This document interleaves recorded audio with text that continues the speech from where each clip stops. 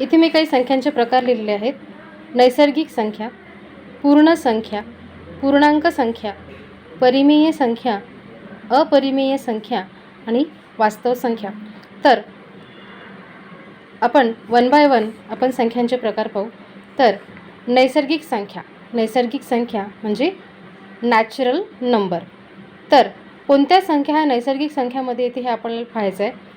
तर बघा, आपले अंक म्हणजे संख्या ज्या आहेत आपल्या, ह्या संख्या म्हणजे शून्य. जर आपण मराठीत लिहू तर मराठीमध्ये त्याला देवनागरी म्हणतात.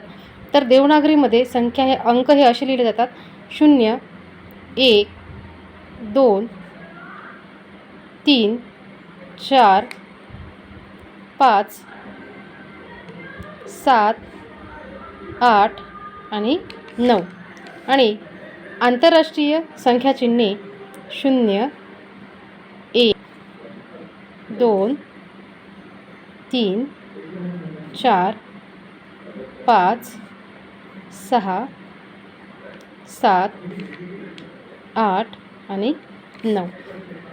तर ज्याही संख्या आहे या विश्वामध्ये, जेवढे संख्या आहे त्या संख्यांमध्ये 0 ते 9 पर्यंतचे अंक समाविष्ट असतात. तर नैसर्गिक संख्या, तर नैसर्गिक संख्यामध्ये कोणत्या संख्या असतात? तर बघा, त्यामध्ये नैसर्गिक संख्या ही 1 पासून सुरू होते. 1, 2, 3, 4, 5 तर अनंतापर्यंत, म्हणजे आपल्याला मोजताही येणार नाही एवढ्या संख्या ह्या नैसर्गिक संख्यामध्ये येते. म्हणजे सुरुवात होते 1 पासून तर इकडे अनंतापर्यंत. तर समजा यावर नैसर्गिक संख्यावर जर प्रश्न विचारला की सगळ्यात, तर आपल्याला सांगता येईल की सुरुवात कुठून होत आहे? 1 पासून. नैसर्गिक संख्यांची सुरुवात होत आहे 1 पासून. तर सगळ्यात लहान नैसर्गिक संख्या आपल्याला सांगता येईल ती म्हणजे 1. आणि सगळ्यात मोठी विचारली तर आता नैसर्गिक संख्या हे मोजता येत नाही है ना, म्हणजे अनंतापर्यंत आहेत त्यामुळे सगळ्यात मोठी नैसर्गिक संख्या आपल्याला सांगता येत नाही.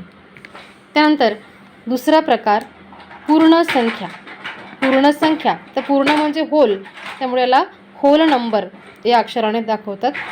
तर जसं नैसर्गिक संख्या 1 पासून होते तर अनंतापर्यंत, तर याच नैसर्गिक संख्यामध्ये जर आपण 0 समाविष्ट जर केला तर ती पूर्ण संख्या तयार होते. मग नैसर्गिक संख्यांची सुरुवात होते 0 पासून तर अनंतापर्यंत. आपल्याला प्रश्न असा विचारता येईल आपल्याला याच्यावर की सगळ्यात लहान पूर्ण संख्या कोणती? तर अशी सांगितल्याप्रमाणे सुरुवात होत आहे 0 पासून, त्यामुळे सगळ्यात लहान पूर्ण संख्या जर विचारली तर आपल्याला सांगता येईल की 0 ही सर्वात लहान पूर्ण संख्या आहे. 0 ही सर्वात लहान पूर्ण संख्या आहे. आणि सर्वात मोठी पूर्ण संख्या जर विचारली तर सर्वात मोठी पूर्ण संख्या ही सांगता येत नाही. दुसरं की जे नैसर्गिक संख्या आहे, सर्व नैसर्गिक संख्या ह्या पूर्ण संख्या आहे. सर्व नैसर्गिक संख्या काय आहेत? पूर्ण संख्या आहे. कारण पूर्ण संख्यामध्ये 0 पासून सुरू होत आहे. 0, 1, 2, 3, 4, 5 तर अनंतापर्यंत. त्यानंतर तिसरा प्रकार म्हणजे पूर्णांक संख्या. पूर्णांक संख्या याला इंटिजर नंबर्स असे म्हणतात. आता इंटिजर्स नंबर्समध्ये ह्या ज्या संख्या आहेत ह्या संख्या रेषेवर आपल्याला दाखवता येईल. तर अगदी मधोमध 0. शून्याची ही उजवी बाजू आणि ही डावी बाजू नेहमी लक्षात ठेवायचं. मध्ये 0 काढायचं, 0 नंतर आणि ही डावी बाजू. तर लक्षात ठेवायचं की 0 पासून उजवीकडे ह्या धन पूर्णांक संख्या असतात, धन संख्या असतात. म्हणजे 0 पासून इकडे 1, 2, 3, 4, धन 1, धन 2, धन 3, धन 4 तर अनंतापर्यंत. तर हेच तर 0 आहे. मग शून्याच्या इकडे ह्या ज्या संख्या आहेत धन 1, धन 2, धन 3, धन 4 तर धन अनंतापर्यंत, तर ह्या ज्या सर्व संख्या यांना धन पूर्णांक संख्या असे म्हणतात. तसंच शून्याच्या डावीकडे ऋण पूर्णांक संख्या आहेत. ऋण पूर्णांक संख्येची सुरुवात होत आहे ऋण 1, ऋण 2, ऋण 3, ऋण 4 तर अनंतापर्यंत, तर ऋण अनंतापर्यंत. ठीक आहे. आता याच्यामध्ये आपल्याला एक लक्षात ठेवायचं की शून्यापासून शून्यापासून उजवीकडे धन पूर्णांक संख्या. आता ह्या धन पूर्णांक संख्या 0, 0 नंतर 1, 1 नंतर 2. आता इथे काय होत आहे, ह्या ज्या संख्या आहे ह्या संख्या काय होत आहे, मोठी मोठी होत आहे. म्हणजे जसजसं आपण उजवीकडे जाऊ, जसजसं आपण शून्यापासून उजवीकडे जाऊ तसतसं काय होत आहे, संख्या ही मोठी होत आहे है ना. त्याच्या विरुद्ध इकडे शून्यापासून डावीकडे सगळ्यात पहिली ऋण पूर्णांक संख्या कोणती आहे, ती म्हणजे ऋण 1. तर या उलट म्हणजे याच्या उलट जसजसं आपण डावीकडे जाऊ तसं तसं संख्या ही लहान लहान होत जाते. काय होत जाते, संख्या ही लहान लहान होत जाते. म्हणजे उजवीकडे धनपूर्णांक संख्या ही मोठी मोठी होत जाते आणि ऋण पूर्णांक संख्या म्हणजे शून्याच्या डावीकडे संख्या ही काय होते, लहान लहान होत जाते. मग आता ऋण पूर्णांक संख्या सुरू होत आहे ऋण 1 पासून. मग यावर आपल्याला प्रश्न असा विचारला जाऊ शकतो की सर्वात मोठी ऋणांक संख्या कोणती. तर बघा हा आहे 0 आणि शून्यापासून सगळ्यात पहिली ऋण संख्या सुरू होत आहे ऋण 1. तर सगळ्यात मोठी ऋण पूर्णांक ऋण 1. आणि मग सगळ्यात मोठी ऋण पूर्णांक संख्या कोणती, तर सांगता येत नाही कारण ते अनंतापर्यंत आहे, ते आपल्याला मोजता येत नाही. तसंच मग बाबतीत सर्वात लहान धन पूर्णांक संख्या कोणती, तर सर्वात लहान धन पूर्णांक संख्या ही आहे 1. आणि सर्वात मोठी धन पूर्णांक संख्या परत तसंच सांगता येत नाही कारण ह्या संख्या इकडे खूप वाढतच जातात, ते आपल्याला मोजता येत नाही. त्यानंतरचा प्रकार आहे परिमेय संख्या. आता परिमेय संख्याला म्हणतात रॅशनल नंबर्स. ठीक आहे. परिमेय संख्या ह्या कशा प्रकारे दाखवता येईल, तर P/Q ही एक परिमेय संख्या आहे. आता P/Q याच्यामध्ये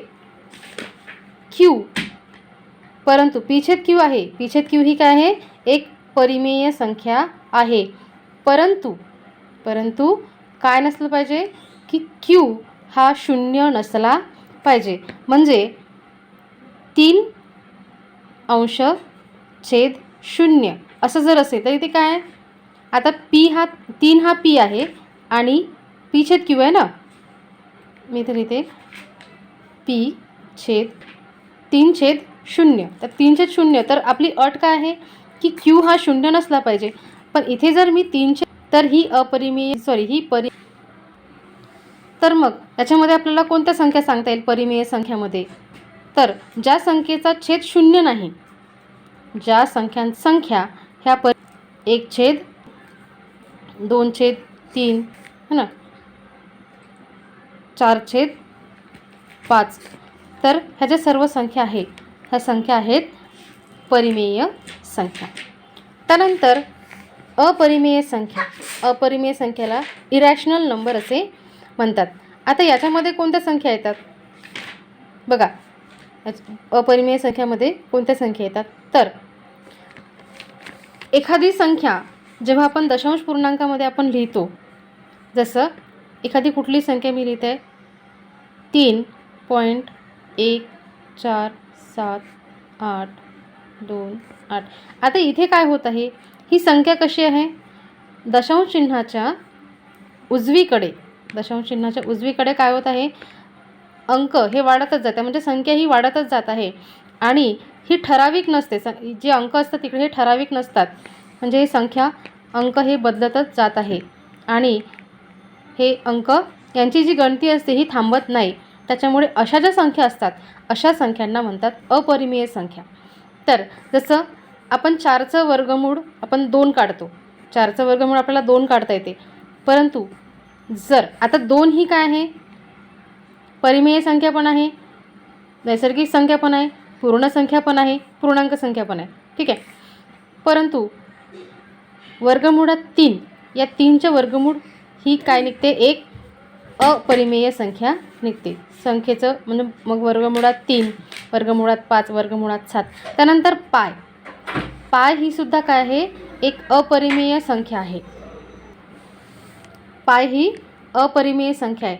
आता पायची जी किंमत आहे ती आहे 22, परंतु ही त्याची खरी किंमत नाही आहे, ही अंदाजे लावलेली किंमत आहे. 22/7 म्हणजेच आपण जर 22चा जर 7ने जर भाग दिला तर हे 3.14 म्हणजे 3.14 आणि परत इकडे संख्या अंक हे वाढत जातात. त्यामुळे त्याचे मग काय होते की आवर्ती कुठेतरी खंडित केलं जाते, म्हणून हे घेतले जातात फक्त. जसं त्याच्यामध्ये आणखी एक आपण संख्या मी तुम्हाला सांगते, जसं 6.888. ठीक आहे. तर इथे काय 8 हे अंकापर्यंत येतच आहे ना, त्याच्यामुळे म्हणजे हे सुरूच आहे. हे जी याची 8 आवर्ती आहे ती आवर्ती सुरू आहे. त्याच्यामुळे ही जी संख्या आहे ही संख्या अपरिमेय संख्या आहे. ही संख्या त्या आपल्याला लिहिता येणार नाही, त्याच्यामुळे याची आवर्ती आपल्याला खंडित करता येते. म्हणजे 6.8. आता इथे फक्त 8ची आवर्ती आहे, त्याच्यामुळे 8 वर द्यायचा याप्रमाणे.